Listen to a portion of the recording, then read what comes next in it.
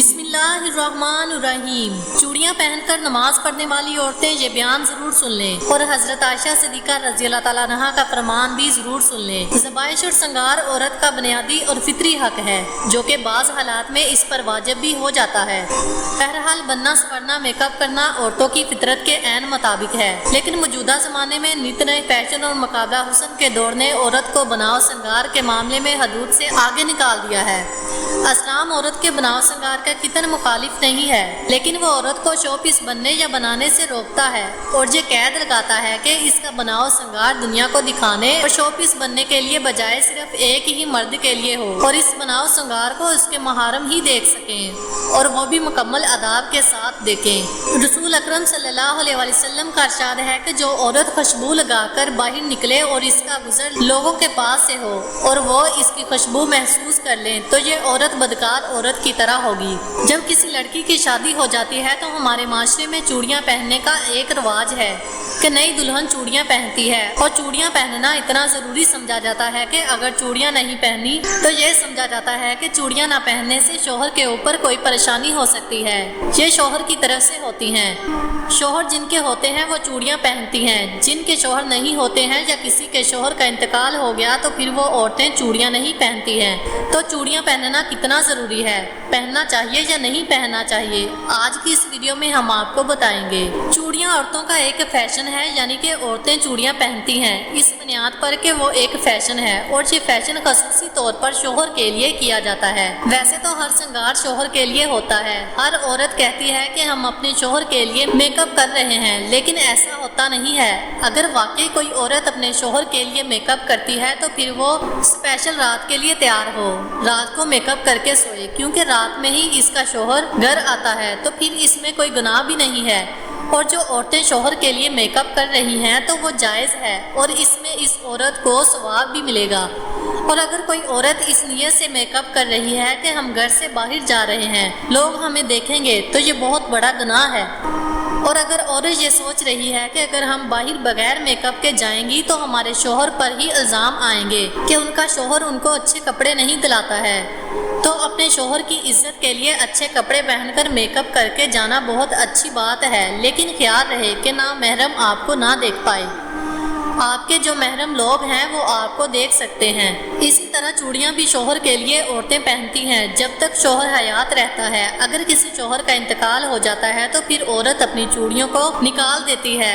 صرف چوڑیاں نہیں بلکہ سارا ہی میک اپ شوہر کے لیے ہوتا ہے، اور یہ ظاہری سی بات ہے کہ یہ ایک رواج ہے، یہ قرآن حدیث اور شریعت میں نہیں ہے۔ اب اگر کوئی عورت شادی شدہ ہے اور اس نے چوڑیاں نہیں پہنی ہیں تو اس سے اس کی نماز نہیں ہوگی، اس کا چوڑیوں سے کوئی تعلق نہیں ہے۔ نماز ایک عبادت ہے اور چوڑیاں پہننا ایک فیشن ہے، تو فیشن اور عبادت کا تعلق کیسے ہو سکتا ہے؟ اگر ایسا ہو جائے تو پھر نماز کے لیے اگر چوڑیاں ضروری ہیں تو پھر جن کی شادی نہیں ہوئی کنواری لڑکیوں کی نماز بھی قبول نہیں ہوگی، تو یہ صرف چلی چلائی باتیں ہیں۔ تو اس لیے ان چیزوں سے نکل کر اسلام کی پیروی کرنا چاہیے۔ چوڑیاں جو عورتیں پہنتی ہیں ان کو چاہیے کہ وہ ایسی چوڑیاں نہ پہنیں کہ جو چوڑیاں بجیں آواز کریں، ان سے بچنا چاہیے۔ عورتوں کے لیے زیورات پہننا جائز ہے اور ان زیورات میں نماز ادا کرنا بھی جائز ہے، البتہ نامحرموں سے پردے کا اہتمام نماز اور نماز کے علاوہ دونوں صورتوں میں ہونا ضروری ہے۔ لہٰذا اس صورت میں عورتیں چوڑیاں پہن کر نماز پڑھیں اور اس سے آواز پیدا ہو جائے یا کبھی وہ آواز غیر محرم تک اتفاقی طور پر پہنچ جائے تو اس سے عورت کی نماز خراب نہیں ہوگی۔ حضرت عائشہ صدیقہ رضی اللہ تعالیٰ عنہا عورتوں کے بغیر زیور نماز پڑھنے کو ناپسند فرماتی تھی اور فرمایا کرتی تھی کہ اگر کچھ نہ ہو تو ایک داغا ہی گلے میں لٹکا لیں۔ حضور صلی اللہ علیہ وسلم فرماتے ہیں کہ انگوٹھی صرف چاندی کی ہی پہنی جا سکتی ہے، دوسری دھات کی انگوٹھی پہننا حرام ہے، مثلا لوہا، پتل، تانبا، جست وغیرہ۔ ان دھاتوں کی انگوٹھیاں مرد عورت دونوں کے لیے ناجائز ہیں۔ فرق اتنا ہے کہ عورت سونا بھی پہن سکتی ہے اور مرد نہیں پہن سکتا۔ حدیث میں ہے کہ ایک شخص حضور صلی اللہ علیہ وسلم کی خدمت میں پتل کی انگوٹھی پہن کر حاضر ہوئے۔ فرمایا کیا بات ہے، کیا تم سے بت کی بو آتی ہے؟ انہوں نے وہ انگوٹھی پھینک دی۔ پھر دوسرے دن لوہے کی انگوٹھی پہن کر حاضر ہوئے۔ فرمایا کیا بات ہے کہ تم پر جہنمیوں کا زیور دیکھتا ہوں؟ انہوں نے اس کو بھی اتار دیا اور عرض کی یا رسول اللہ صلی اللہ علیہ وآلہ وسلم کس چیز کی انگوٹھی بنواؤں؟ فرمایا کہ چاندی کی، اور اس کو ایک مسکال پورا نہ کرنا۔ حدیث کی روح سے چاندی کی انگوٹھی مردوں کے لیے حلال ہے اور سونے، لوہے، پتل کی انگوٹھی ان پر حرام ہے۔ سیدی علی حضرت رحمۃ اللہ علیہ ارشاد فرماتے ہیں ہاتھ کا پاؤں میں تانبے، سونے، چاندی، پتل، لوہے کے چھالے یا کان میں بالی یا بندہ یا سونے خواہ تانبے، پتل، لوہے کی انگوٹھی اگرچہ ایک تار کی ہو یا 4.5 ماشے چاندی یا کئی ناک کی انگوٹھی یا کئی انگوٹھیاں اگرچہ سب مل کر ایک ہی ماشا کیوں نہ ہو، یہ سب چیزیں مردوں کو حرام و ناجائز ہیں۔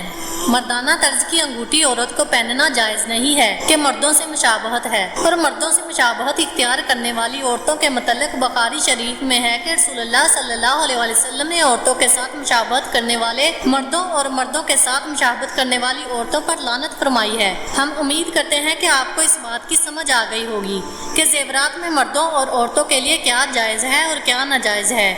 اسی لیے ہر وہ چیز استعمال کریں جو آپ کے لیے بہتر ہے اور جس کی دین اسلام ہمیں اجازت دیتا ہے۔ دعا ہے کہ اللہ پاک ہمیں دین کے مکمل سمجھ نصیب فرمائے اور ہمیں نیکوکاروں میں شامل کرے، آمین۔